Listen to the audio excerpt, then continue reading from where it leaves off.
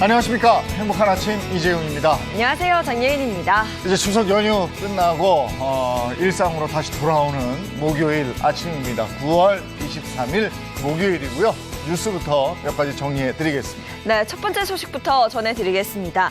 연휴 동안 이 검사 건수가 줄었는데도 불구하고 코로나19 신규 확진자 수 1,720명을 기록했습니다.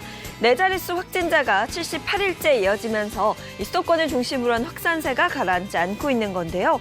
수도권의 식당과 카페 영업이 밤 9시에서 10시로 연장된 이후 QR코드로 이동량을 분석한 결과 오후 9시 이후의 이동량이 40%가량 증가한 것 등이 영향을 미친 것으로 보입니다.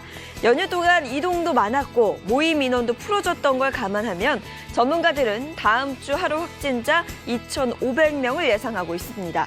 그런 가운데 이 백신 접종자를 포함해 가정 내 8명까지 가능했던 사적 모임 규제는 내일부터 다시 6명으로 줄어듭니다.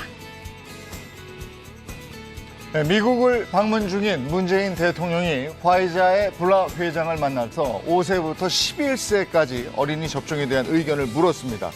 이에 대해서 화이자 회장은 5세에서 11세까지는 백신의 3분의 1만 접종해도 효과를 얻을 수 있다면서 화이자는 조만간 미 식품의약국에 접종 대상을 현행 12세 이상에서 5세 이상으로 낮춰달라고 요청할 계획이라고 밝혔는데요. 하지만 전문가들은 어린이들의 경우에 접종 이득이 부작용 발생 가능성에 비해서 더 큰지 따져봐야 한다고 조언하고 있습니다. 정부는 해외 접종 사례와 전문가 검토를 거쳐서 어린이 백신 접종을 결정하겠다고 밝혔습니다. 오는 11월 초부터 미국에 입국하는 외국인은 코로나19 백신 접종을 완료해야 하고요. 또 검사에서도 음성 판정을 받아야 합니다. 현지 시각으로 지난 20일 제프자이언츠 백악관 코로나19 조정관은 이런 내용을 골자로 한 여행 제한 규정 변경안을 발표했는데요. 이 규정에 따르면 미국행 비행기를 타는 외국 국적자는 코로나19 백신 접종을 의무적으로 완료해야 하고요. 출발 3일 이내에 실시한 검사에서 음성 판정을 받아야 합니다. 하지만 이 백신 접종 완료자에 대한 정확한 기준은 발표되지 않았으며 미국은 현재 화이자와 모더나, 얀센 백신에 대해서만 사용이 허가됐을 뿐 영국에서 주로 접종한 아스트라제네카 백신 등에 대해서는 공식 승인을 하지 않았습니다. 이어서 코로나19 현황입니다. 22일 0시 기준 국내 발생 신규 확진자는 1,720명으로 이틀째 1,700명대를 기록했습니다. 누적 확진자 수는 29만여 명입니다. 한편 코로나19 백신 전국 1차 접종자는 전날보다 6,500여 명이 늘어나서 총 3,654만 명을 넘어섰고요. 2차까지 접종을 마친 전국 완전 접종자는 2,218만여 명입니다. 네, 이어서 오늘 날씨 소식 전해드리겠습니다. 오늘은 낮과 밤의 길이가 같아진다는 절기 추분인데요. 전국 대부분 지역의 하늘 표정 대체로 맑을 것으로 보이고요. 날도 선선하겠습니다. 다만 충남 남부와 호남, 경남 내륙은 짙은 안개로 인해 가시거리 200m 미만인 만큼 출근길 교통안전 주의하셔야겠습니다.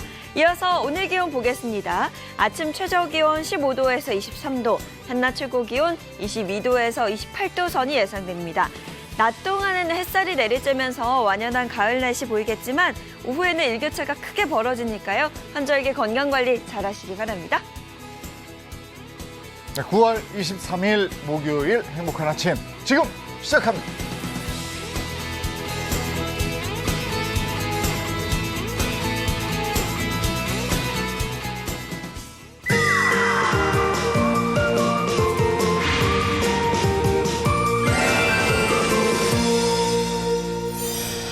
네, 코로나19로 인한 사회적 거리두기가 계속 길어지면서 아이고 내가 마지막 여행으로 언제 갔었더라 가물가물하죠. 네, 그렇죠. 그래서 최근에는 인터넷으로 사진을 보면서 여행을 하는 랜선 여행이 유행하고 있다고 하는데요. 그래도 직접 가는 것만큼은 아닐 것 같아요. 아니 뭐 어디 멀리 가는 여행도 여행이겠습니다만 가까운 곳에도 명소들이 있어요. 네. 도심에서 그렇게 멀지 않은 곳에 있는 명소 어떤 곳이 있을까요? 한번 가보시겠습니까? 코로나19 거룩으로 이젠 생활이 되어버린 집콕. 반복되는 일상이 지겨워 어디론가 훌쩍 떠나고 싶을 때 이젠 망설이지 말고 떠나보시죠. 장거리 여행 말고 가까운 곳에 숨겨진 보석 같은 명소를 찾아서요. 와, 너무 행복하다. 와. 저도 처음 보거든요. 서울이 이런 곳이 있구나. 저는 아직도 믿기지가 않아요. 천국에 온 것 같아요. 서울 어느 지역에서든 1시간이면 닿을 거리에 있는 나들이 명소로 함께 떠나보시죠. 제가 추천하는 나들이 명소는 상암 월드컵 경기장을 중심으로 모여 있는데요. 먼저 자동차가 달리는 도로 옆에 쭉 뻗은 숲길 보이시죠? 아니, 도심 속에 이런 곳이 있다니. 와, 놀랍다. 아, 새소리. 와, 울창한 숲. 소음 대신 자연의 소리가 들리는 이곳은 메타세카이아 숲길입니다. 걷기 딱 좋은 700m 길이의 상체로인데요. 나무 사이로 걷다 보니까 정말 어디 멀리 여행을 떠난 기분이더라고요. 도심 속에서 이런 힐링을 받는 게, 자연으로 치유되는 게 쉽지 않은데 오늘은 제대로 치유하는 느낌입니다. 아, 좋다. 산책하는 마음으로 가볍게 숲길을 따라 걷다 보면 두 번째 포인트로 이어집니다. 월드컵 공원을 이루는 4개의 공원 가운데 가장 높은 곳에 있는 하늘공원입니다. 쓰레기 매립지에서 생태공원으로 거듭난 곳인데요. 곧 은빛으로 변할 억새가 제 마음을 사로잡았습니다. 오, 진짜 멋있다. 아, 멋있다. 우와. 그릇인데, 그릇. 이 거대한 구조물의 정체는 그릇 모양으로 만들어진 작품인데요. 이렇게 보면 더 그릇처럼 보이시죠? 하늘공원의 필수 코스가 여기 정상에서 보는 풍경이더라고요. 아, 얼마나, 나 기대돼. 기대됩니다. 자, 자체적으로. 하나, 둘, 셋. 뭐야? 이거 뭐야? 이 덩굴이, 여기로 보는 건가? 여기서 봐야겠다. 와! 하늘과 초원이 맞닿은 풍경이 그림처럼 쫙 펼쳐지더라고요. 초록빛이 눈을 편안하게 하고 마음도 안정시킨다는데 그 효과 제대로 봤습니다. 하루를 내서 가야 된다고 늘 생각했는데 그럴 필요 없어요. 그냥 딱 1시간만 시간을 투자해서 이렇게 올 수 있는 것만으로도 행복입니다. 은빛 억새꽃이 피면 꼭 한 번 더 와야겠어요. 여기다, 여기. 와. 야, 여기입니다. 와. 야, 이 대교가 한눈에 보이고 한강 뷰가 팍 한눈에. 와. 하늘공원에서 제일 높은 곳에 있는 전망대인데요. 서울 풍경을 보고 싶다면 놓치지 말아야 할 포인트죠. 노을 질 때 사진 찍으면 인생 사진을 건질 수 있대요. 저만 보이는 거 아니죠? 헉, 저거 높이 솟은 저 기둥은 뭐죠? 저 위에가 전망대인가? 하늘공원 바로 뒤에 거대한 기둥이 우뚝 솟아 있더라고요. 아니, 숲과 공원만 조성되어 있는 줄 알았는데 이렇게 큰 기계들이 굵직하게 세워져 있는 건 저도 처음 보거든요. 그 정체가 궁금했던 분들도 많으셨을 것 같습니다. 연료전지 발전 시설이라는 건데 연료전지는 뭐고 이 숫자는 다 뭘까요? 킬로와트 뭐 이런 거 같은데. 그때 안에서 사람이 딱 나오더라고요. 저기요, 잠깐만요. 안녕하세요. 네, 실제로 발전 시설이 있는 거예요, 여기에? 네, 총 8개의 수소 발전기가 있고요. 여기서 현재 전력을 다 출력하고 있습니다. 그러니까 여기가 정말 전기를 만드는 발전소라는 건데요. 화석 연료가 아닌 수소를 이용한다고요. 지하로 공급받은 천연가스에 높은 온도와 압력을 가해서 수소를 추출합니다. 그리고 추출된 수소와 산소가 만나면 전기 에너지로 변환되는 건데요. 이 과정에서 소음이랑 연기는 안 날까요? 소음이 매우 적습니다. 평균적으로 약 65dB 정도 되는데 일상생활 정도의 소음이고 이거를 그러네요. 추가 설치해서 다른 발전원에 비해서 소음이 매우 적은. 아, 그래서 이렇게 도심 속에 있는 거구나. 도심에서 가동해도 될 만큼 친환경적인 발전소라고 하니까 더 궁금해지더라고요. 한번 들어가 보시죠. 네. 어떻게 가동되고 있는지 직접 살펴보기로 했습니다. 여기가 발전소에서 제일 중요한 곳이라고요. 수소연료전지 발전소의 전체 발전 운영 상황을 갖다가 감시하고 통제하는 장소가 되겠습니다. 연간 생산되는 전력량은 16만 5천 메가와트 아워로서 약 4만 5천 가구가 사용할 수 있습니다. 물이나 수소를 에너지로 변환한 경우를 신재생 에너지라고 하는데요. 수소 연료 전지 발전의 경우 날씨의 영향을 받지 않고 365일 에너지를 만들 수 있습니다. 발생할 수 있으니까 밤에도 지켜야겠네요. 네, 밤에도 근무조가 따로 있습니다. 그런 거구나. 이런 친환경 에너지 발전소라면 도심에 꼭 필요한 존재가 아닐까요?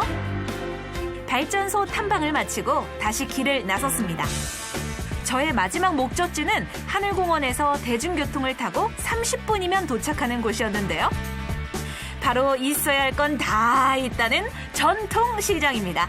동네 시장에서 서울 관광 명소로 거듭난 곳이라 저도 한번 들러봤는데요.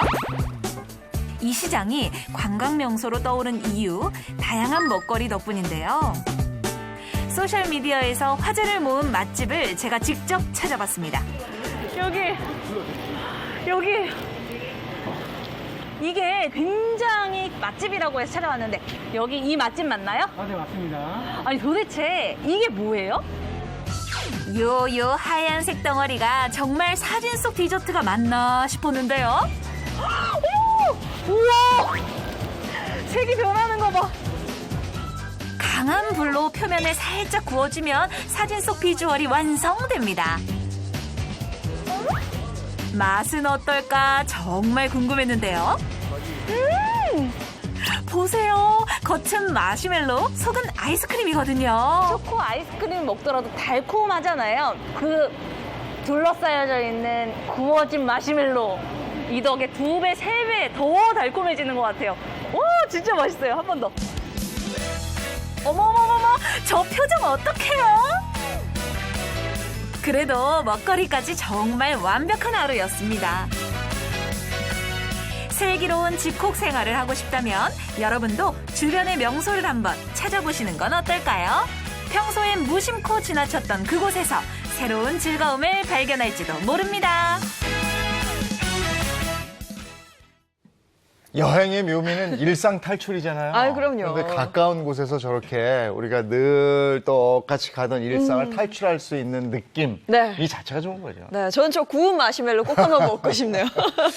아이고, 코로나19로 다들 고생이 많죠. 네. 그 경제적으로도 어려움 겪는 분들 상당히 많으신데 반대로 코로나19 효과로 경제적으로 이득을 보는 분들도 또 있어요. 네, 그렇습니다. 뭐 게임이나 배달 업계가 그랬고요. 역시나 인테리어 가구 업계들도 코로나 덕을 보고 있다고 합니다. 아무래도 외출하지 못하고 집에서 머무는 시간이 많아지면서 그런 것 같아요. 네. 인테리어만으로 우리의 집이 분위기를 180도 바꿔놓을 수 있는, 아주 좋게 개선할 수 있는 그런 노하우가 있다고 하는데 한번 가보실까요? 코로나 확산으로 집콕 인구가 늘면서 호황을 누리기 시작한 인테리어 업계. 인테리어 시장은 무려 60조 원에 육박할 것으로 예상되고 있는데요. 이제 집 잘 꾸며놓는 것이 부러움의 대상이 된 지 오래. 인테리어만으로 같은 집이 180도 달라질 수도 있다는데 옛날 그런 집이 이런 집으로 바뀔 줄은 상상을 못했대요. 아주 만족스럽습니다. 요즘 트렌드부터 인테리어 노하우까지 우리 집 인테리어의 모든 것이 지금 공개됩니다. 서울의 한 인테리어 전문 매장. 이곳엔 요즘 인테리어에 관심 있는 이들의 방문이 끊이지 않는다는데요. 집에 있는 시간이 이제 길어지니까 집에 머무는 시간이 많잖아요. 아무래도 이제 인테리어 조금 더 신경을 쓰게 되는 것 같아요. 인테리어 시장이 호황인 요즘 사람들이 가장 많이 찾는 인테리어 제품은 무엇일까요? 심플하면서 모던한 인테리어를 많이 선호를 하십니다. 색상면에서도 화이트나 그레이 톤을 많이 찾으시고요. 지금 보시는 것처럼 벽과 바닥 색깔이 지금 통일된 색상으로 이루어져 있는데요. 예전에 비해서 어두운 색이라든지 아니면 무늬가 들어간 색상보다 이렇게 조금 밝은 색상으로 요즘에는 타일을 많이 하고 있습니다. 심플한 인테리어를 위해 화이트와 그레이 대리석 등이 유행하고 있다는 사실. 뿐만 아니라 공기청정기에 LED 조명이 부착돼 있거나 실링팬과 LED가 결합된 기능성 제품들도 인기 있는 인테리어 소품 중 하나입니다. 요즘 트렌드가 정말 유행도 안 타고 만약 집에서 그렇게 꾸민다면 오래 집에 있을 수 있을 것 같아요. 요즘 예쁜 집이 많기로 유명한 제주도. 이곳 인테리어 회사에는 자신만의 드림하우스를 만들기 위한 고객들이 꾸준히 방문하고 있다는데요. 이쪽으로 한번 보실까요? 한국처럼 마음에 드네요. 제가 원하는 약간 화이트색으로 아니면 우리 집 같은 옛날 집이라 가지고 약간 밝은 톤으로 조금 인테리어를 해보고 싶어가지고 지금 알아보는 중에 왔습니다. 평범한 집도 전문가의 손길이 닿으면 180도 변화하는 기적. 오늘 방문한 고객은 어떤 집을 꿈꾸고 있을까요? 밝은 톤으로 요즘 세대에 맞게 집은 좁지만 넓은 공간으로 바뀔 것 같은 기대감이 있습니다. 실제로 인테리어의 힘으로 싹 달라진 집을 찾아가 봤습니다. 안녕하세요. 네, 안녕하세요. 집 구경하러 왔어요. 네, 잘 오셨습니다. 어서 들어오십시오. 그럼 오래된 집이 어떻게 바뀌었는지 구경 한번 해볼까요? 어머나! 깔끔한 화이트 톤의 거실이 모델하우스 못지않네요. 눈에 띄는 몰딩과 요즘 트렌드에 맞지 않는 벽지, 그리고 아이들의 귀여운 낙서까지 오래된 이 빌라가 헐! 이렇게 바뀌다니요? 정말 같은 집 맞나요? 전체적인 그 화이트 톤의 고급스러운 인테리어고요. 곡선과 함께 밝은 화이트 톤의 대리석으로 마감하였습니다. 무려 3대가 함께 살고 있는 공간인 만큼 밝고 넓은 거실을 연출하기 위한 포인트가 있었으니 바로 이 곡선. 다소 답답해 보일 수 있는 몰딩과 걸레 바지를 제거하고 벽을 곡선으로 처리해 더 넓고 아늑한 거실이 완성됐습니다. 예전에는 식구도 많고 그랬는데 좀 쓰는데 좀 복잡함이 있었는데 지금은 완전히 쓸모있게 달라져서 쓰기가 편리하고 좋아요. 그렇다면 오래되고 어두운 색상의 벽지로 덮여있던 주방은 어떻게 변했을까요? 우와! 화이트에 네이비와 우드로 포인트를 준 깔끔한 주방. 정말 예전 그곳이 맞다 싶은데요. 대리석을 통으로 사용해 더 넓어 보이는 것은 물론 주방에서도 제주도 풍경을 훤히 볼 수 있는 창문까지 있어 답답함을 탈피한 것이 바로 이 주방의 포인트 되겠습니다. 그렇다면 아들 내외가 사용하는 안방 인테리어는 어떨까 궁금한데요. 전체적으로 보시면 모던하면서도 클래식 프렌치 스타일로 이 방의 분위기를 꾸며봤습니다. 특히 공간을 넓게 사용하기 위해 침대 밑에 수납 공간까지 더해 디자인은 물론 공간 활용도까지 높였습니다. 그럼 이제 다른 방을 살펴볼까요? 이 방은 어떤 방이에요, 어머니? 여기는 우리 토끼 같은 공주님들 방입니다. 어머, 정말 공주님 방이 따로 없네요. 유치원생과 초등학생 손녀들이 생활하는 이 방은 2층 침대로 공간을 활용하고 민트 색감을 더했는데요. 아무래도 여자아이들이다 보니까 감성이 그래도 남자아이들보다는 달라서 한번 조금 밝고 파스텔 톤의 민트 색깔로 한번 디자인해봤습니다. 전에는 평범하기만 하던 서재가 이제는 아이들이 마음껏 꿈을 키울 수 있는 공간으로 변신했네요. 어머니 방은 화이트에 우드를 포인트로 아늑하고 깔끔한 느낌을 강조했습니다. 깨끗해갖고 좋잖아요. 깔끔하게 시원스럽게 마음에 들어요. 이번엔 또 다른 느낌으로 변신한 집을 찾아가 봤는데요. 작은 제주도 마을의 그림처럼 예쁜 단독주택. 이곳 역시 오래된 제주도 주택이 인테리어만으로 변신했답니다. 그래서 할아버지 때 초가집에서 살다가 아버지 돼서 제가 초등학교 5학년에서 6학년 올라갈 때 이 집을 지었는데, 이 집을 지으면서 우리 할아버지 때부터 생활이 터전이었어요. 워낙 오래된 이곳. 단독주택은 체리색 벽과 몰딩으로 한눈에 봐도 답답한 느낌을 주는 곳이었는데요. 인테리어만으로 새로 지은 집처럼 변신했습니다.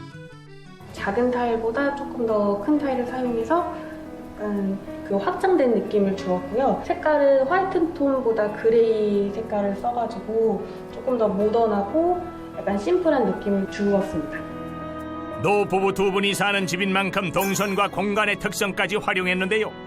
아늑한 제주도 주택의 느낌을 살리기 위해 집안 곳곳에 창을 만들어 통풍이 잘 될 뿐 아니라 언제나 풍경을 감상할 수 있게 했습니다. 그리고 이 집의 또 다른 포인트는 밖에서 확인할 수 있다는데요. 제주도 하면은 돌담을 생각하시잖아요. 근데 저희가 돌을 사용할 수는 없어서 현무암 타일로 저희가 대신해서 약간 세련된 느낌을 한번 연출해봤습니다. 현무암 타일 하나로 제주도 감성이 물씬 느껴지죠? 앞으로 이곳에서 더 행복하시길 바랄게요. 우리 집 잘 꾸미고 잘 사는 것이 삶의 질을 결정하게 된 요즘, 내 생활과 취향에 맞는 인테리어로 인생의 만족도를 높여보세요.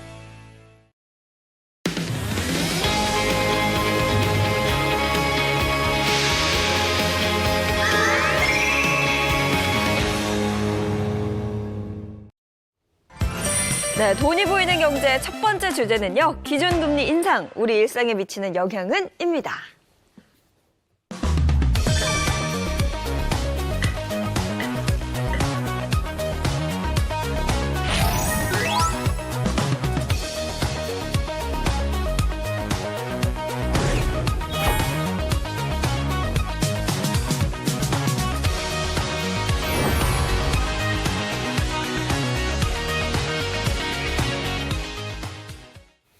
초저금리 시대가 막을 내린다. 기준금리가 오른다. 뭐 이런 얘기 많이 들어보셨을 겁니다. 실제로 앞에서 보셨듯이 한 달 전쯤 되죠? 네. 기준금리가 0.75%로 올랐습니다. 이게 우리의 생활에 어떤 영향을 미칠지 오늘 좀 알아보도록 하죠. 정철진 경제평론가 그리고 방송인 박수림 씨입니다. 어서 오세요. 안녕하십니까? 네, 반갑습니다. 네. 자, 그럼 먼저 이번 금리 인상이 언제 또 얼마나 오른 건지 그거부터 한번 짚어볼까요? 자, 먼저 금리라는 것은 원금에 지급되는 기간당 이자의 비율을 얘기합니다. 그러니까 쉽게 말해서 이자율을 얘기하는 거죠. 자, 한국은행이요. 작년 5월에 기준금리를 0.5%, 그러니까 역대 최저금리로 내렸습니다. 네. 그리고 15개월 만에 올해 8월에 0.5에서 0.75%포인트, 0.25%포인트를 올렸습니다. 네. 네. 15개월 만에 기준금리를 인상한 건데 인상한 배경은 뭡니까? 그렇습니다. 한국은행은 금융시장의 불안정을 해소하겠다 이렇게 얘기를 했거든요. 조금 어렵죠. 크게 세 가지를 기억하시면 되는데요. 네. 가계부채, 집값 상승, 그리고 물가 상승입니다.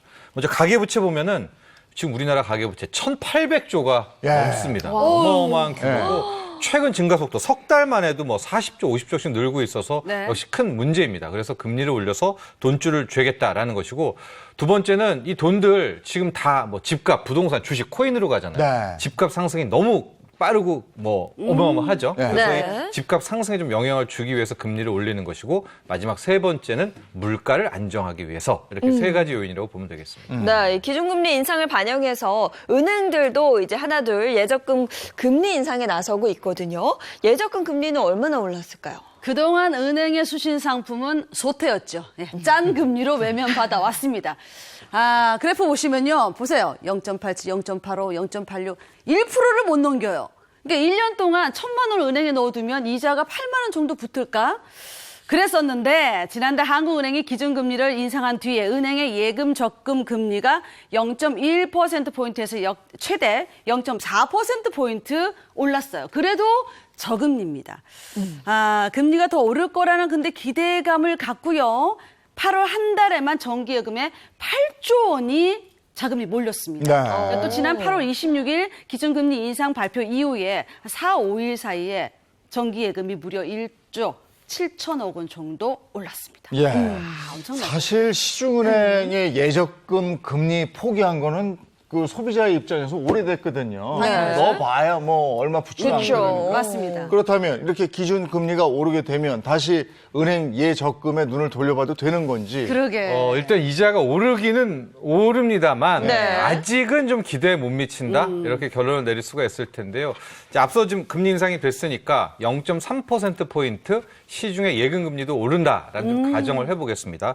이럴 때 예금을 좀 보면 지금 보시죠. 이제 인상 전 인상 후 인상 전 1억을 지금 예금 정기 예금에 네네. 가입했다라고 했을 때 약 연간 30만 원 이것도 세후로 따지면은 한 25만 원 정도가 이제 더 늘어나는 그런 효과가 네. 있고요. 적금으로 가면 이게 더 적습니다. 월 100만 원씩 1년간 적금을 넣었을 때 이자로 얻는 게 한 16,000원 정도? 그러니까 아직까지는 아니지만 네. 만에 하나 금리 인상이 더 진행된다면 이제 그때부터는 이야기는 좀 달라질 수 있겠죠. 예. 네. 근데 이 예금 금리는 올라도 뭐 고작 1%대거든요. 근데 문제가 이 대출 금리가 무섭게 치솟고 있다고요. 네, 그렇습니다. 예금 금리가 기준 금리에 따라서 움직이지만 대출 금리는요. 시장 금리 영향도 받는 데다가 1년 넘게 이어진 규제 영향으로 상승세가 가파르다고 합니다. 자, 금융권에 따르면요. 지난 3일 기준 시중은행 4곳의 주택담보대출 변동금리가 연 2.8에서 4.3% 정도, 약 3개월 전인 5월 말과 비교를 해보면 0.42에서 0.45%포인트 높습니다. 네. 자, 신용대출은 지난 3일 기준 최대 4.05% 금리가 적용되는 중으로 5월 말보다 0.43%포인트 정도 뛰었다고 합니다.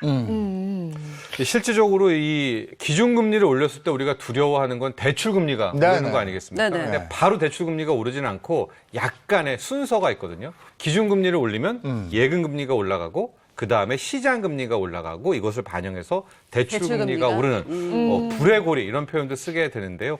가령 일단은 이제 예금금리 올라갔죠. 그럼 은행들은 예금금리 더 줬잖아요. 네. 그럼 자신들의 조달 비용이 올라가니까 이것을 대출 금리를 올리면서 네. 전가를 하게 되는 결과적으로 이제 마지막 우리의 이제 위험은 네. 대출 금리가 오르는 것입니다. 근데 이제 지금 대출돼 있는 돈들이 많거든요. 맞아요. 아까도 얘기했듯이. 그렇죠. 근데 그게 금리가 올라가 버리면 이 소비자 부담이 굉장히 커진다는 건데 금리가 인상이 된 다음에 대출 수요는 좀 줄었습니까, 그러면? 아직까지 뭐 정확한 통계는 나오고 있지는 않습니다만 네. 증가세가 잡혔다는 이야기 뉴스는 많이 나옵니다. 근데 이것도 네. 약간 좀 우리가 살펴봐야 되는 게 최근에 일부 은행에서 주택담보대출 아예 안 나간다는 거 들어보셨죠? 전세담보대출도 지금 안 나갑니다. 네. 그러니까 실은 금리가 기준금리 인상 때문에 지금 대출이 좀 증가세가 주춤한 것인지 어떤 인위적인 규제 때문인지는 좀 더 지켜봐야 될 것 같아요. 네. 그런데 사실 금리를 올린다 그래서 돈이 정말 필요한 분들이 이제 안 빌려야겠다 이렇게 하실까요? 저는 이건 또 아닌 것 같거든요. 그렇죠. 결과적으로는 빌립니다. 네. 그것이 문제이기도 한데 최근에 우리나라의 저축은행의 예금 금리가 올랐다라는 뉴스를 보셨을 겁니다. 네. 근데 이게 과연 무슨 얘기냐? 저축은행 같은 경우에 이번에 기준금리 인상되면서 지금 표에 나온 것처럼 예금 금리를 올렸거든요. 저러면 어떻게 되겠어요? 돈들이 밀려오죠. 예. 근데 왜 저 저축은행들은 저 돈들을 높은 금리를 주면서 하느냐? 결과적으로 대출 수요가 자신들에게 올 거다. 그래서 미리 고간을 채워넣는 겁니다. 근데 문제는 뭐냐면 일반 시중은행과 저축은행이 있을 때 실수요자는 시중은행에서 돈을 빌리는 게 더 싸죠. 근데 저렇게 저축은행까지 가게 되면 대출금리는 더 올라서 일단 풍선 효과가 실수요자들에게는 대출 실수요자들에게는 결코 좋은 일은 아닙니다. 예. 이게 금리 인상과 집값은 어떤 관계가 있을 것인가? 이게 또 이제 관심사인데 15개월 만에 기준금리 인상 조치. 글쎄, 과연 집값을 이것으로 잡을 수 있나요? 현재까지는 못 잡고 있습니다. 왜냐하면 지금 연 0.5에서 이제 0.25% 올려서 0.75%이기 때문에 아직까지는 효과가 미미하지만 그러나 큰 틀에서 봤을 때 이 금리 인상이 추세라면 한 번이 아니라면 올리고 또 올리고 또 올린다면 역시 부동산에는 직격탄을 맞을 수 있다. 이렇게 볼 수가 있는데요.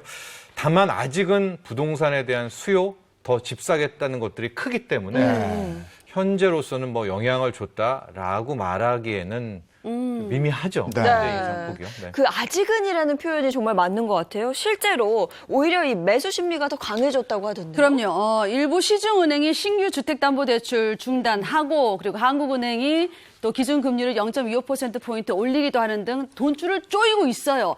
그런데도 수도권 전역에서 아파트 매수 심리가 더 강해진 것으로 조사가 됐습니다. GTX 라인과 중저가 단지로 수요가 좀 꾸준히 유입되고 3기 신도시 추가 택지 발표에 따른 기대감도 반영됐기 때문이라고 하는데 또한 금리 인상이 예고돼 있던 8월 넷째 주 수도권 아파트 매매 가격은 0.4% 올랐다고 합니다. 한국부동산원이 주간 통계를 작성한 2012년 5월 이후에 9년 4개월 만에 가장 큰 폭으로 상승했다고 합니다. 9월 첫째 주 역시 상승하면서 역대 최고 상승률이 유지됐습니다. 요즘에는 또 빌라 가격이 그렇게 오른다고 하고 맞아요. 그래서 그렇더라고요. 근데 과거에도 기준 금리를 인상하면서 그 집값을 잡았던 그런 예가 있었나요? 4년 동안 한 번은 성공, 한 번은 실패했습니다.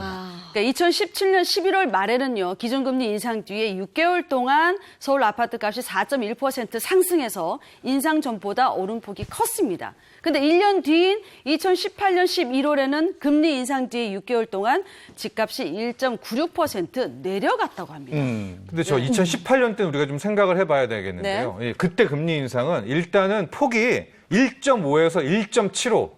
지금보다는 상당히 높죠. 지금은 0.5에서 0.75였었으니까요. 네. 게다가 2018년 당시에는 이 3기 신도시 건설 계획, 공급 계획이 함께 나왔기 때문에 부동산 시장에 미치는 영향이 굉장히 컸었다라고 보여집니다.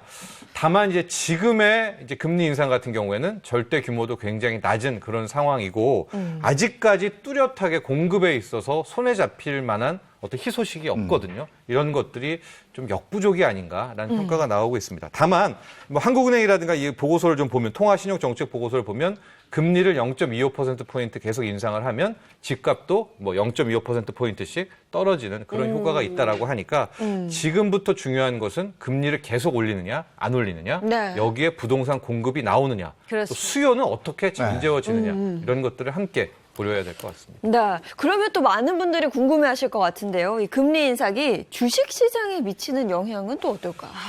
근본적으로요. 네. 주식시장은 금리 인상을 초반에는 좋아합니다. 왜냐? 금리를 왜 올리냐면 물가가 올랐기 때문이거든요. 그러니까 초반부에는 좀 좋아하는데 실제 우리나라도 이 영향을 좀 받고 있습니다. 왜냐하면 아직까지 금리를 올렸다고 하더라도 시중 유동성은 풍부하고요.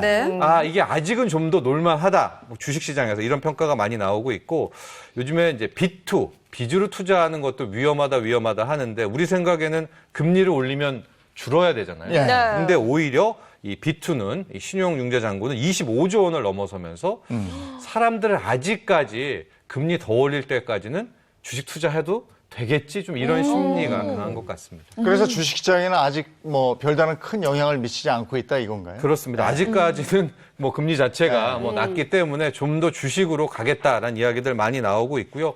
오늘 새벽에 미국에서 뭐 연내 테이퍼링 하겠다.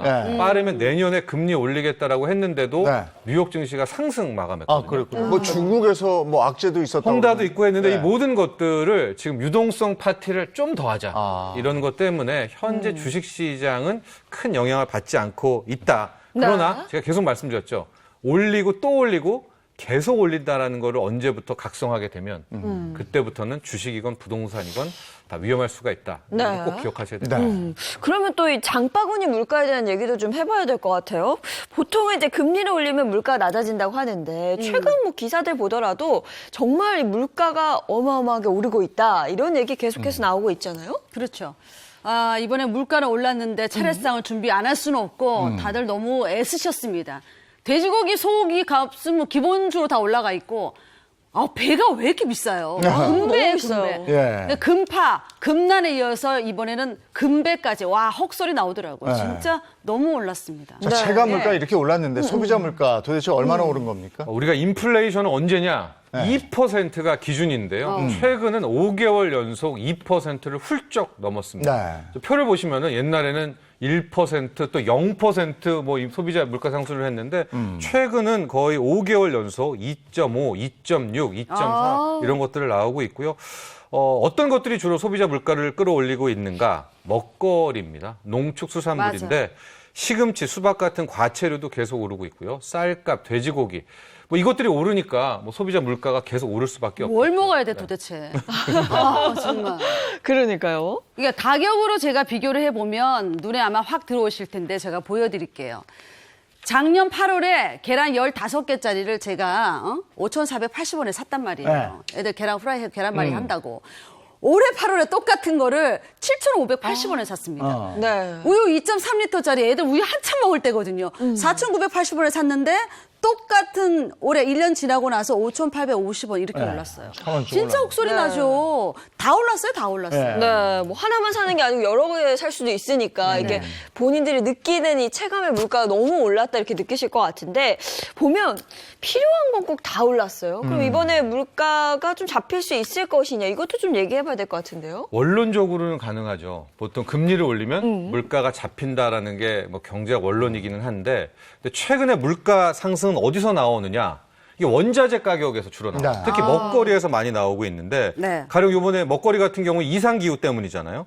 거기에다가 산유국들이 막 원유 생산 안 하면서 계속 이 비용, 원자재 쪽에 물가를 잡고 있기 때문에 이거는 컨트롤할 수가 없죠. 계속 기후 나쁘면은 먹거리 물가 올라가니까.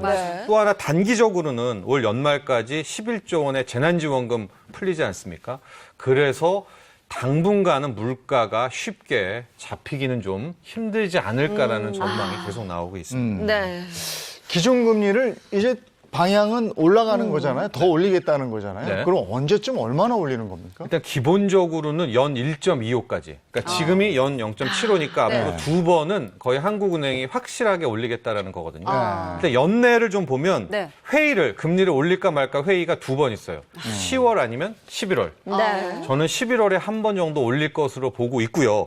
그리고 나서 그 다음에 한 번 더 올릴 텐데 이때부터가 문제입니다. 여기서 또 올린다라고 하면 앞서도 계속 말한 것처럼 이제는 완전하게 금리 인상 추세로 가는 것이기 때문에 이게 이제 완전히 좀 우리가 다른 세상을 겪게 되는데 다만 지켜봐야 될 것은 물가가 잡힌다든가 아니면 코로나19가 더 심각해진다면 조금 금리 인상의 시간을 늦출 수도 있겠습니다. 요즘에 이제 그 예적금 금리 아까 얘기했는데 한 2%대 어디 적혀 있는데도 지나다니다 보면 보이더라고요. 맞아. 그러고 너무 보니까 이제 반갑죠. 그 지난해 가만히 있다가 올해 주식 시작해서 낭패 본 분들이 많거든요. 그분들은 아이고 그냥 은행에 넣어놓을 거. 그러게. 근데 이렇게 갈팡질팡 하시면 안 돼요. 맞습니다. 그죠? 하고 하나 짧은 팁 드리면 이제 앞으로 은행 예금이나 적금은 짧게 만기를 짧게 왜냐하면 계속 금리가 올라가니까. 그렇지. 기억하셔야 됩니다. 알겠습니다. 예, 두 분 고맙습니다. 고맙습니다. 네, 사건 사고 24시입니다. 첫 번째 주제는요. 다시 불붙은 사형제도 논란입니다.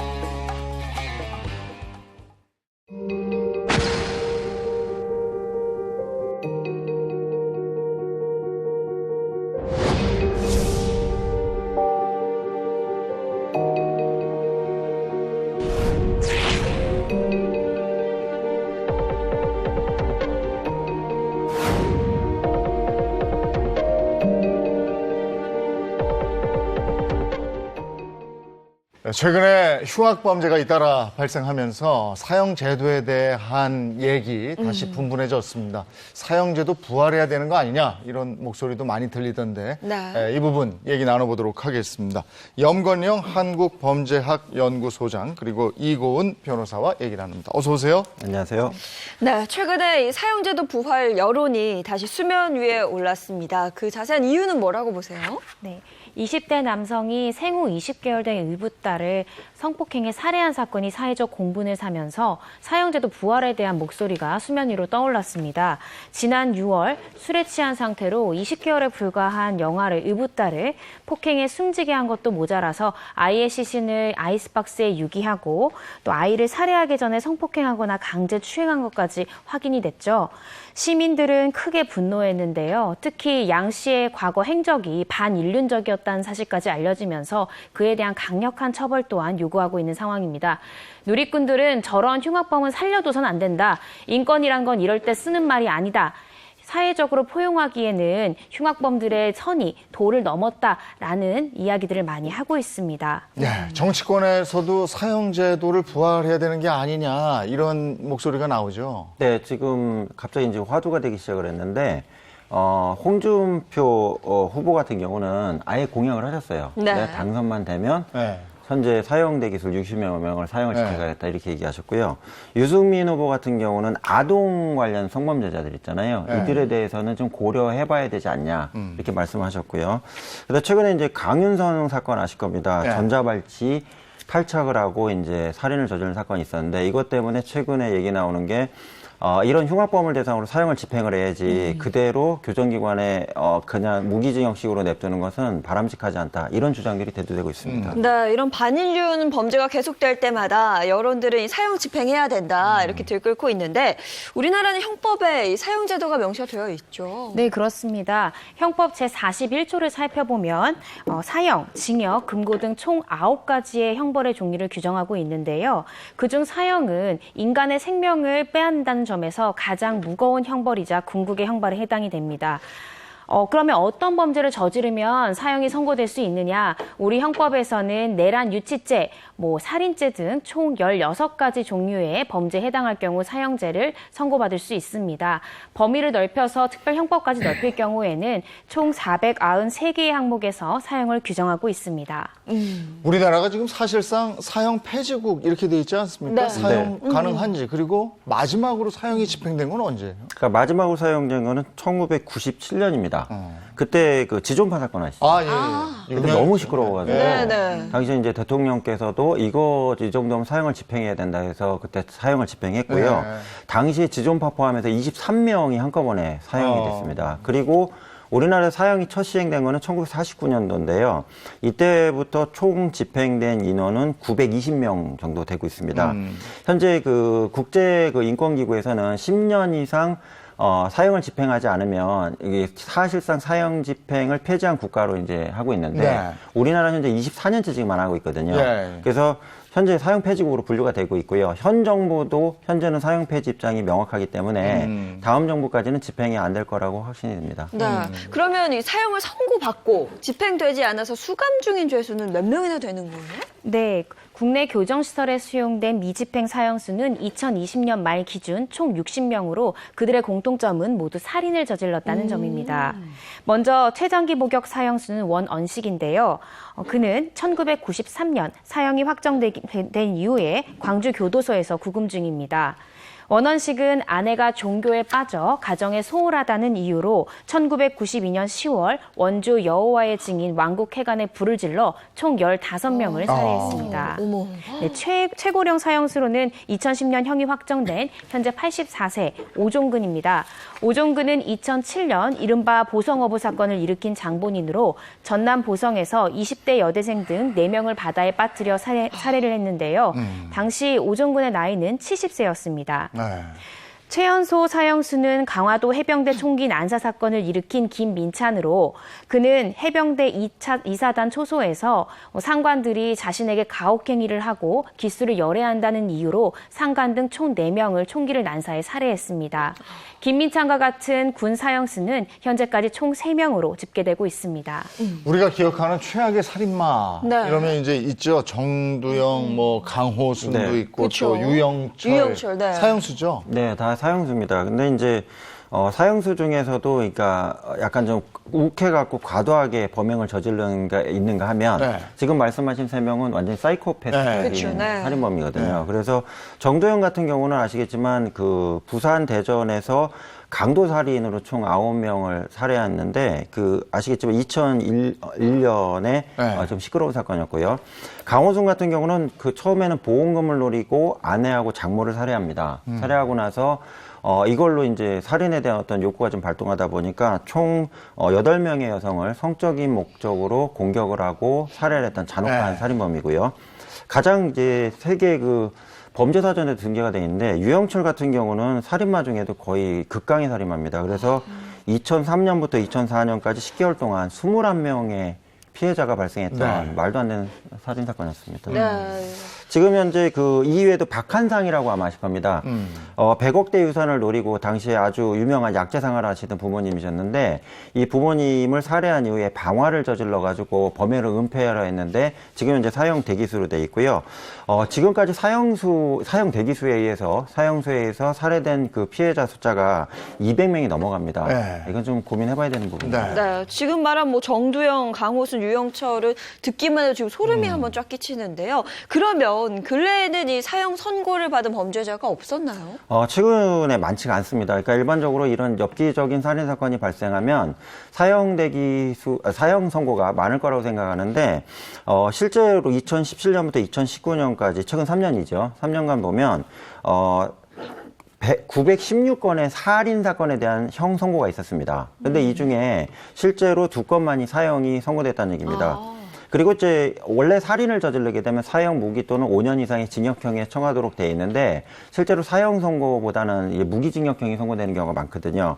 2건을 보면 이영학 아시죠? 네. 어금니 아빠 아시잖아요. 네. 그러니까 이영학 사건이 그 2건 중에 한 건인데 당시에 이제 딸 친구를 성폭행하고 살해했던 사건이 있고요. 그다음에 그 진주 아파트 흉기 낭동 사건 아시죠? 알죠. 네. 그때도 안인득이라고 하는데 네. 불을 질러놓고 나오는 그 주민들을 교대로 칼로 찔른 사건이 있었잖아요. 이 둘이 지금 현재 사형 선고 받은 내용입니다. 근데 이렇게 사회적으로 큰 무리를 일으키는 흉악 범죄가 일 때마다 이 사형 집행을 해야 되는 거 아니냐 네. 이런 논란이 계속 일었거든요. 네. 여론은 어떻습니까 지금? 네, 2018년 국가인권위원회에서 실시한 설문조사에 따르면요. 시민 1000명 가운데 79.7%가 사형제도는 유지되어야 한다라고 답변했다고 합니다. 이 가운데 19.9%는 사형제도가 반드시 유지되고 강화되어야 한다. 59.8%는 사형제는 유지되어야 하나 선고나 집행에는 신중을 기해야 한다라고 응답했습니다. 반면 사형제도를 당장 폐지해야 한다는 4.4%, 당장은 아니지만 언젠가는 폐지해야 한다는 15.9%에 그쳤는데요. 사형 집행이 필요하다는 목소리가 총 3배 이상 높은 양상을 보이고 있습니다. 네, 이게 요즘 좀 더 그래진 것 같아요. 네. 보면 과거 여론조사 때보다 이 사형제에 찬성하는 입장이 더 많아졌더라고요. 네, 맞습니다. 과거에는 인권을 굉장히 중시하는 시대였죠. 근데 최근에 시대의 흐름이 바뀌면서 이 흉악범죄에 대한 경각심이 굉장히 높아지고 있습니다. 그러면서 사회적 불안감을 야기하는 흉악범죄자들이 더 이상 사회에 나와서는 안 된다라는 인식이 높아짐과 더불어 국민이 낸 세금으로 이런 흉악범들을 구치소에서 관리한다는 게 말이 되냐라면서 납득되지 않는다라는 의견이 상당수 있습니다. 네, 찬반 양론이 있는 건데 네. 그러면 찬성하는 측 얘기부터 한번 들어볼까요? 찬성 입장은 어떤 겁니까? 그러니까 찬성 쪽 입장에서는 첫 번째로 얘기 나오는 게 생명권을 침해했잖아요. 그러니까 돌아가신 피해자, 대부분 살인 사건인데 돌아가신 피해자분들의 생명을 빼앗았기 때문에 당연히 가해자도 생명을 빼앗는 게 서로 상응하지 않냐. 이게 첫 번째 주장이고요. 두 번째는 이제 이러한 강력 사건이 발생했을 때 범죄자들이 처벌에 대해서 두려워하지 않는다면 이것이 자칫 잘못하면 또 다른 범죄를 일으킬 수 있는 원인이 되기 때문에 경각심 차원에서 필요하다고 얘기하고 있고요. 세 번째 가장 중요한 것 같습니다. 자기 딸이나 아들이나 가족이 살인범에 의해서 살해당했는데 그 가해자는 지금 교도소에 밥 먹고 잘 산다 이 생각을 하면 이 피해자 생존한 피해자나 또는 유족들 입장에서는 너무 화가 난다는 얘기예요. 그러니까 그런 어떤 보복적 심리를 갖다가 제대로 이 충족을 못 시키기 때문에 이게 말이 되느냐 이런 주장이 있고요. 네 번째가 이번에 여러 사건이 보여서 아시겠지만 전자발찌도 끊고 살인을 저지른 상황이기 때문에 개선교화도 안 되는 상황에서 뭘 그 사람들한테 돈을 써가면서 오랫동안 수용을 하냐 이런 부분이고요. 가장 좀 잔혹한 얘기지만 교정비용도 아깝다는 분들이 많아요. 왜 내가 내 돈을 내가지고 하는데 그런 흉악범들한테 국정감사 작년 자료를 보면 일반적인 재소자는 1년에 평균 2,000에서 2,500만 원이 들어갑니다.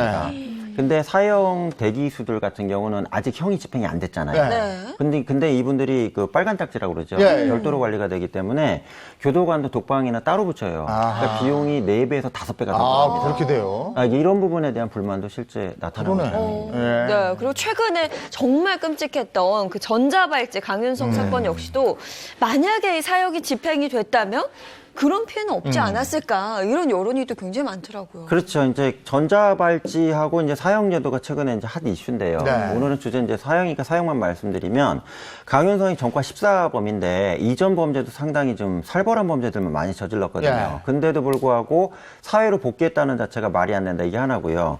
또 하나는 그 강윤성을 보면 교화가 안 된 게 보이잖아요. 특히 기자분들 걷어차고 지나가는데 있고. 네. 저 마이크를 막 발로 다행히 좀 잘 잡긴 하셨는데 저게 말이 안 되는 지금 상황이거든요. 이전에 있던 유영철이나 강호선도 저런 행동을 하지 않았는데 심지어는 뭐 아시겠지만 더 피해자를 더 만들지 못해서 자기가 잡힌 게 억울하다 이런 얘기까지 하니까 도대체 교정이 되냐 안 되냐 이런 부분이 발생한다는 얘기입니다. 그래서 이럴 바에는 차라리 사형을 집행을 해서 눈에 보이는 힘든 부분에 대해서는 우리가 좀 안 봤으면 좋겠다 이런 얘기 하시는 분도 있고요.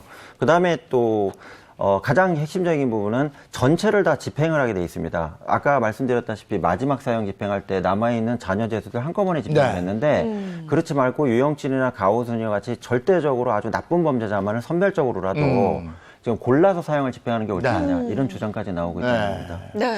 자, 찬성 쪽 얘기 들어봤고 그럼 반대 쪽 얘기 한번 들어볼까요? 네, 반대하는 입장에서는 국가가 인간의 존엄성과 생명을 빼앗아서는 안 된다는 의견입니다. 또한 정치적 악용 가능성이나 사법부의 오판 가능성도 배제할 수 없다는 입장이고요. 사형제 대신에 대체 형벌, 이를테면 징벌적 손해배상이나 혹은 종신제 이런 것들로 충분히 해당 죄에 상응하는 처벌이 가능하다. 그렇기 때문에 사형제는 폐지되어야 한다. 이렇게 주장하고 있습니다. 그럼 실제로 오판한 사례가 있었나요? 네, 있습니다. 국내에서도 정치적 목적으로 조작돼서 사형이 집행이 된 사건이 있었는데요. 군사 독재 시절 벌어진 이른바 사법살인으로 불리는 1975년 인민혁명당 사건이 대표적인 예입니다.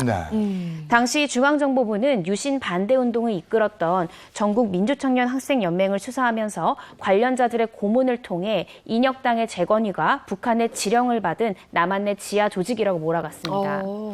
네, 그래서 주범으로 지목된 8명은 1975년 4월 8일 사형을 선고받고 불과 18시간 만에 사형이 집행이 됐는데요. 근데 참 안타깝게도 2007년 이들 전원에 대해 무죄가 선고되어 확정이 됐습니다. 예, 군사 독재 시절에 저런 일들이 있었고 그 이후에도 그 오판 판정이 있었고 오판의 여지가 지금도 있고 이런 겁니까? 네, 물론입니다. 화성 연쇄살인 8차 사건의 진범 이춘재 그리고 그를 대신해 범인으로 억울하게 누명을 쓰고 20년간 억울한 옥살이를 한 윤석열 씨의 경우가 그렇습니다. 윤석열 씨의 경우 32년 만에 재심에서 무죄를 선고받았는데요. 재심 준비 당시 윤석열 씨는 한 언론과의 인터뷰에서 당시 경찰의 가혹행위와 협박으로 인해서 자백을 했고 사형을 면해보려 내가 죄를 인정을 했지만 나중에 재수사를 요청했음에도 불구하고 모두 무시당했다라고 말하기도 했습니다. 이는 사형이 집행돼서는 안 된다라는 걸 오히려 역설적으로 보여준 예로 당시 사형제 폐지론자들의 목소리도 덩달아 커졌습니다. 네, 실제로 오판은 사례들이 있었고 그걸 다 알고 있음에도 불구하고 최근에는 이 사형제 찬성 여론이 좀처럼 가라앉지 않고 있는데요. 다른 나라들은 어떤가요? 그러니까 국가별로 좀 차이는 있는데 최근에는 사형 폐지 국가가 많아지고 있습니다. 그래서 앰네스티 인터내셔널이라고 세계적인 이제 인권 기구에서 조사한 바를 따르면 순정 사형 폐지국은 108개국입니다. 즉 아예 그냥 사형제를 폐지시켜 버렸고요. 우리나라와 같이 10년 이상 장기적으로 사실상 실질적인 사형 폐지국으로 된 나라를 포함하면 144개 국가가 현재 사형을 사용하지 않고 있습니다. 반대로 이제 사형을 하고 있는 나라가 18개국인데요. 중국, 이란, 이집트, 베트남, 북한도 포함해서 이런 국가들이 현재 사형을 집행을 하고 있습니다. 근데 문제는 뭐냐면 이 국가들이 사형수를 몇 명을 사형을 시켰는지 그리고 어떤 죄명으로 사형시켰는지에 대해 데이터가 나오지 않고 있다는 얘기입니다. 대표적으로 가장 사형을 많이 시켰다고 보여지는 중국 같은 경우에는 수천 명 정도는 사형을 했을 것이다. 이렇게 앰네스티도 보고 있고요. 2위 국가로 되고 있는 이란 같은 경우에도 그 246명 사형이 집행됐다고 나오지만 나머지 국가에 대한 사형 통계는 나와 있지 않은 부분입니다. 어쨌든 사형제 폐지국이 늘고 있다 이런 얘기군요. 그 이유는 뭡니까? 네, 맞습니다. 유럽연합은 가입 조건으로 사형제 폐지를 내걸고 있는데 일각에서는 이렇게 사형제 폐지를 하고 있는 유럽연합 국가와의 형사사법 공조 때문에 사실상 사형제도의 집행이 불가능해진 점, 그리고 인권을 강조하는 최근의 국제 흐름이나 사법제도의 효과가 검증되지 않았다라는 인식에서 따른 것으로 보입니다. 그리고 사형제의 효과가 검증되지 않았다는 점에서 그 효과가 참 미지수라는 점이 특히 문제인데요. 네.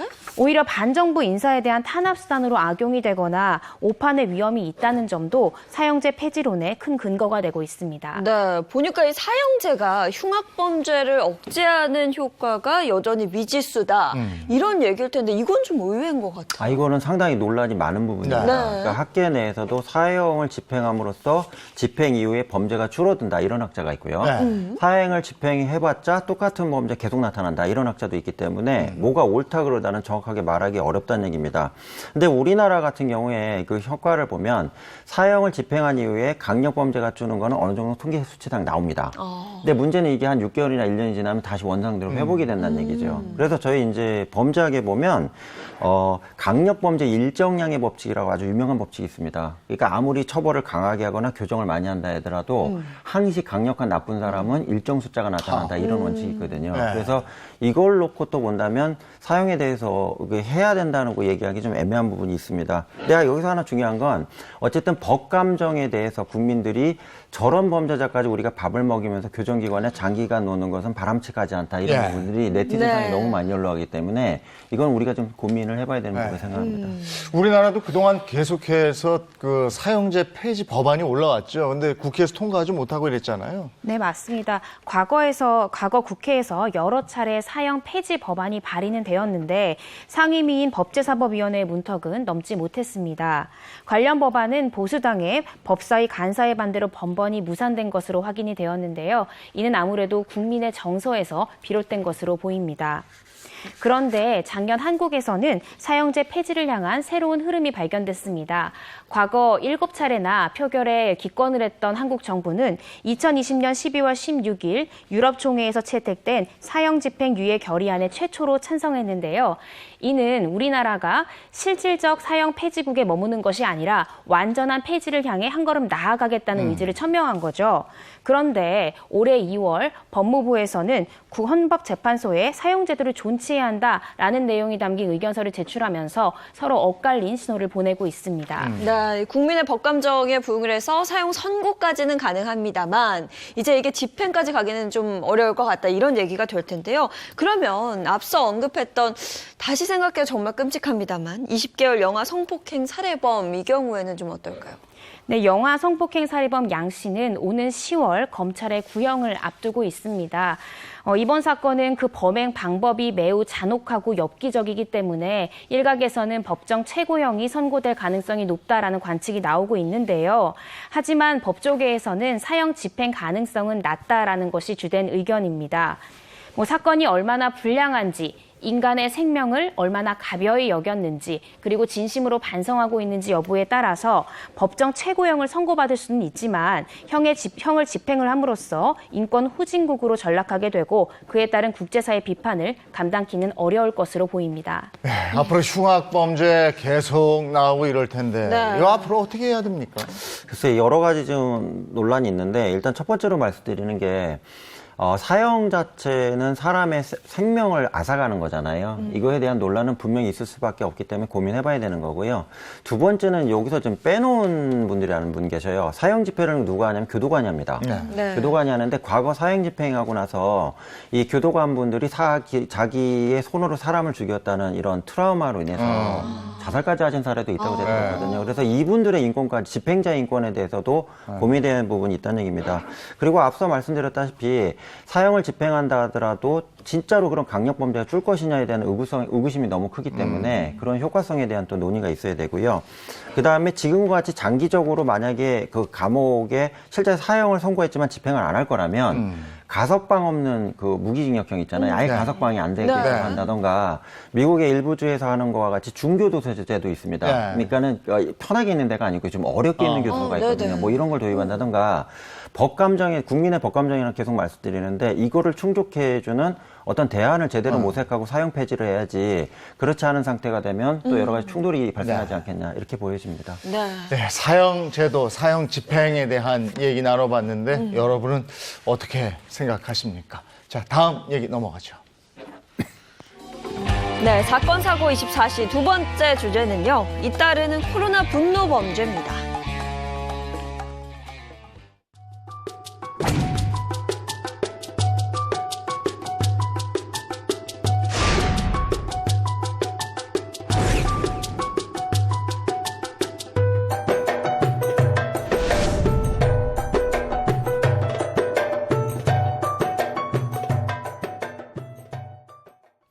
화를 참지 못하고 사고를 친다고 그러죠, 이럴 때. 네. 이런 우발적인 범죄. 이거 이제 얘기를 좀 해보려고. 네, 이게 보니까요, 상식적으로 그렇게 크게 화낼 일이 아님에도 불구하고 과잉 대응을 하고 혹은 그 분노를 참지 못해서 타인을 해야 하는 이런 사건들이 최근에 굉장히 많이 벌어지고 있는데요. 구체적으로 어떤 일들이 있었죠? 네, 아까 화면에 나온 대표적으로 이제 호떡 투척 사건입니다. 아주 큰 사건이었는데요. 지난 5일 대구의 한 호떡집에서 남자분이 저기 화면 나오지만 호떡을 하나 사셨어요. 사셨는데 사시면서 이제 일행하고 나눠 먹어야 되니까 반쯤 갈라달라고 그렇게 얘기를 했나 봅니다. 그랬더니 호떡을 판매하시는 저 사장님이 저희는 잘라주는 건 안 합니다. 그랬더니 이제 이거 왜 안 잘라주냐 하면서 그 앞에 이제 가위가 있었나 봐요. 가위를 보고서는 이 가위가 있는데 왜 안 잘라주냐니까 저희가 식재료를 자르기 위한 테이프 커팅용으로 있는 가위지 잘라드릴 수가 없습니다. 심지어는 그 아예 절단 금지라고 붙여놓으셨대요. 이걸 보여줬는데 이 순간에 화가 나셔갖고 지금 화면 보이는 것 같이 호떡을 집어 던진 겁니다. 문제는 뜨거운 호떡을 얼굴에 던져도 문제인데 지금 튀기는 기름 있잖아요. 180도 되는 기름에다 그냥 집어 던져갖고 앞에 계신 사장님 얼굴하고 목하고 몸 부위에 다 튀어버린 겁니다. 그래서 2, 3도의 중화상을 입은 사건이 지금 이 사건입니다. 저 호떡을 바닥에 던진 것도 아니고 180도 그 기름에 던진 거예요. 그렇죠. 그래서 그 호떡 굽던 그 주인이 화상을 입은 건가 봐요. 네, 그래 많이 이거 어떤 혐의가 적용이 됐어요, 그러면? 네, 이 해당 남성 경찰 조사 당시에는 내가 너무 화가 나서 호떡을 던졌는데 일이 이렇게 커질지 몰랐다라고 하면서 고의로한 범행은 아니라고 부인을 했고 자신의 범행은 과실치상죄라고 주장을 했는데요. 그렇지만 경찰은 이 해당 남성이 호떡을 던질 때 상해죄 미필적 고의가 있다라고 인정을 해서 상해죄를 적용을 하여 불구속으로 입건을 했습니다. 다만 경찰은 호떡이 이제 법률상 말하는 위험한 물건에는 해당이 안 된다라고 봐서 특수상해가 아니라 단순 상해 혐의로 적용을 했는데요. 상해죄랑 과실치상죄에 대해서 차이에 대해서 간략하게 살펴보면 일단 과실치상죄는 징역형이 규정되어 있지 않습니다. 500만 원 이하의 벌금, 구류 또는 과료에 처하게 되어 있고요. 또 중요한 부분이 피해자랑 원만하게 합의를 해서 피해자가 가해자에 대한 처벌을 원치 않는다라고 하면 처벌이 불가능합니다. 상해죄는 7년 이하의 징역 또는 1,000만 원 이하의 벌금형에 처하게 되고요. 과실치상죄와는 달리 피해자와 합의를 하더라도 처벌이 충분히 가능한 범죄입니다. 네, 이거 말고도 일들이 참 많았죠. 또 뭐가 있나요? 네, 최근에 이제 올 봄에 일어났던 엘리베이터 폭행 사건이 있었습니다. 그러니까 한 엘리베이터에서 이제 20대 입주민이 남성하고 70대 손자를 돌보러 온 70대 어르신이 맞닥뜨리게 됐는데 이 어르신이 무차별 폭행을 엘리베이터에서 20분 동안 당하신 겁니다. 그래서 얼마나 피해를 보셨냐면 그 자리에 당연히 기절하셨고요. 그다음에 얼굴하고 팔에 골절사항을 심하게 얼굴도 골절이 일어나셨고요. 뇌출혈 증상까지 보였고 당시 현장에 본 목격자들은 바닥에 피가 너무 흥건해갖고 참혹해서 볼 수도 없었다. 이런 얘기까지 한 겁니다. 문제는 뭐냐면 이제 검거가 됐을 거 아니에요. 경찰에서 이제 그 가해자 20대 남성을 대상으로 도대체 할아버님이 죽기 직전까지 저렇게 왜 때렸냐 그랬더니 눈이 마주쳐서 기분이 안 좋았어요. 이거 이외에 이유가 없는 겁니다. 기가 막히네요. 네, 기가 막힌 얘기죠. 그래서 경찰하고 검찰에서 너무가 어이가 없으니까 지금 강하게 처벌해야 된다고 판단을 해서요. 현재 살인미수죄를 적용합니다. 눈이 마주쳤다고 그래요? 예, 어쨌든 이제 살인미수로 해갖고 처리를 해갖고 지금 검찰에 송치된 부분이고요. 이게 인정이 된다면 중형을 피할 수는 없을 것 같습니다. 그다음에 이제 평택에서 최근에 그 편의점에 갑자기 차량이 하나 돌진합니다. 한 대가 돌진해갖고 완전히 편의점이 다 붕괴가 됐는데 이건 또 어떻게 됐냐면 당시 이제 30대 여성, 가해자 여성이 자기 이제 딸이 그 편의점 그 본사에서 하는 뭐 미술 사생대회가 있었답니다. 이 사생대회에 나가려고 자기 딸의 작품을 이게 제출을 했는데 이게 편의점에 내면은 그 편의점 지사에서 본사로 보내준답니다. 근데 문제는 뭐냐면 이게 접수가 안 됐다고 확인이 되니까 화가 난 거예요. 그래서 안 보냈다 이거구나. 그래서 예, 편의점주한테 와가지고 도대체 내 딸이 접수가 안 됐는데 이거 어떻게 된 거냐 그랬더니 편의점주는 난 보냈는데 안 된 것 같아요. 그랬더니 화가 나신 거예요. 이유 불문하고 이제 공격을 했는데 나중에 알고 봤더니 실제로 편의점주는 붙였답니다. 본사로 보냈는데 택배가 분실이 된 거죠. 그런 거예요. 그러니까 내용도 안 알아보고 공격을 해갖고 편의점이 편의점으로 붕괴가 되고 또 점주도 다친 부상당한 상황이었습니다. 이 사건 같은 경우는 특수상해하고 특수재물손괴죄로 해서 구속 송치된 지금 내용입니다. 그래요. 그리고 또 코로나19가 범행의 직접적인 동기가 되는 경우도 있다면서요. 네, 그렇습니다. 지난해 4월 30대 한 남성이 파출소 앞에 주차되어 있던 순찰차를 망치로 여러 차례 내려친 혐의로 1심에서 집행유예를 선고받았는데요. 당시 이 남성은 코로나19로 경제적으로 많이 어려워져서 내가 불만이 쌓여 본건 범행에 나아갔다라고 합니다. 또 지난해 8월에는 40대 남성이 코로나19 안심진료소가 점심시간에는 운영을 안 하잖아요. 이 부분에 대해서 코로나19 환자들을 방치한다라고 하면서 진료소 내에 있는 사람들한테 험한 말을 하고 심지어 청원군 경찰을 밀치기까지 하는 사건이 발생을 했습니다. 특히 최근에는 마스크 착용을 요구했다는 이유로 운전기사를 폭행하는 사건도 비일비재하게 일어나고 있습니다. 네, 뭐 범행 동기는 물론이고요. 방식이나 대상에 있어서도 전혀 이해가 가지 않는 것 같습니다. 아니 코로나19 이후로 분노 조절이 안 된다는 분들 얘기 왕왕 들려요. 이걸 기분장애라고 한다고 그러는데 이런 국민들이 점점 늘고 있는 추세입니까? 네, 지금 현재 데이터가 나와 있는데요. 이게 정확하게 말하면 정신건강의학, 의사 선생님들은 간헐적 폭발성 장애라고 부른답니다. 이 증상이 있는 환자가 2015년에는 5,390여 명이었는데 작년에는 6,826명으로 증가한 상태거든요. 올해 수치는 안 나왔는데 올해 수치는 뭐 코로나19가 장기간 지속됐기 때문에 훨씬 높을 걸로 좀 예상이 됩니다. 문제는 뭐냐면 이게 단순히 기분 이변, 즉 갑자기 화가 나는 걸로 끝나면 관계가 없는데 아까 변호사님 말씀하셨다시피 버스 기사를 뭐 마스크 시비로 폭행을 한다던가 이런 걸로 자꾸 이어져가지고 국민들의 지금 신체적 건강이나 또 생명을 위협하는 이런 원인으로 좀 작용하고 있는 것 같습니다. 코로나19가 장기화되는 것 그리고 분노 범죄가 늘어나는 것 이게 확실히 관계가 있다고 보시는 겁니다. 네, 일단 첫 번째로는 이제 대인 접촉 자체가 줄어들었습니다. 코로나19가 거의 2년 가까이 되기 때문에. 근데 이런 기분이 자주 변하는 분들은 사람을 만나서 얘기하고 풀어야 되는데 이런 것들이 안 되기 때문에 쌓이는 게 하나가 있을 것 같고요. 두 번째는 이제 대화를 나눠야 되는데 요즘 대화도 못 하잖아요. 이러기 때문에 다시 말씀드리지만 그 남으로부터 이제 지지와 격려를 못 받는 분들이 기분이 자꾸 변화하는 이런 부분에 문제가 있을 수 있기 때문에 이게 두 번째 필요한 것 같고요. 세 번째는 이제 뭐 배드민턴부터 해가지고 뭐 마라톤부터 모든 운동을 지금 못하는 상황이 되다 보니까 이런 좌우지간 활동성이 제어되는 부분들이 분노 조절 장애에 분명히 연관이 있을 수 있다 이렇게 보고 있다는 겁니다. 네, 실제로 한 기관이 지난해 전국 만 19세 이상 성인 1,000명을 대상으로 실시한 코로나19 이후 국민 일상 변화 조사에 따르면 코로나19 확산 전과 비교해서 걱정 또는 스트레스가 증가했다라는 답변이 78%에 달했다고 합니다.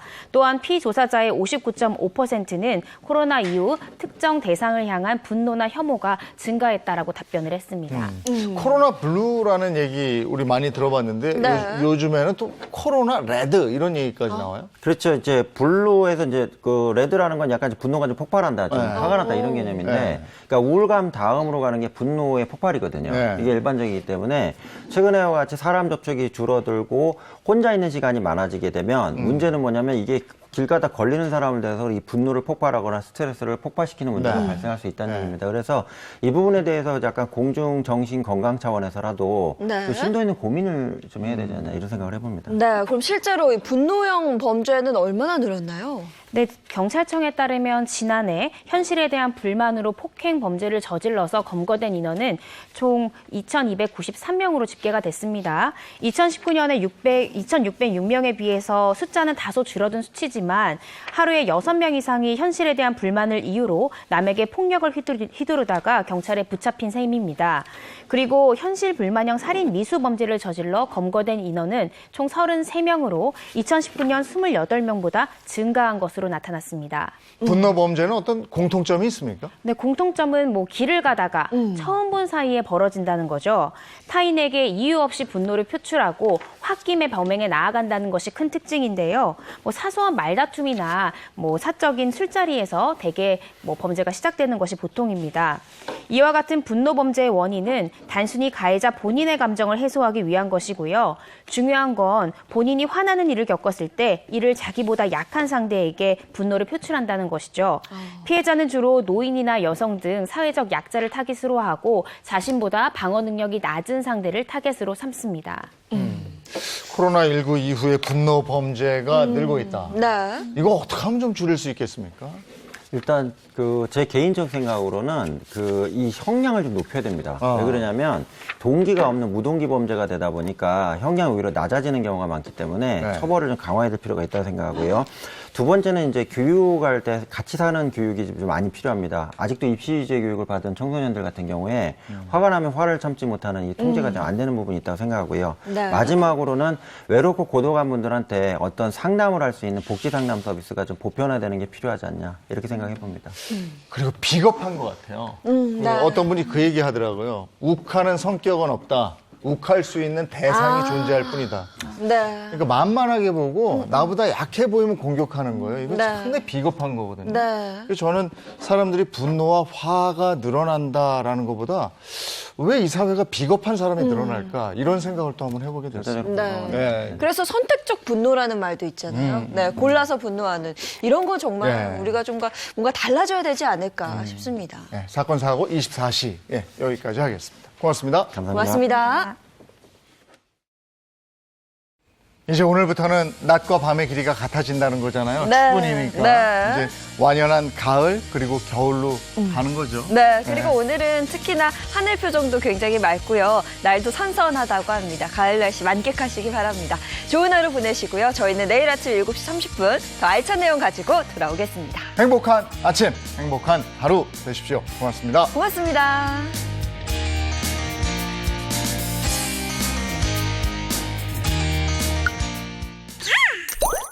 채널 A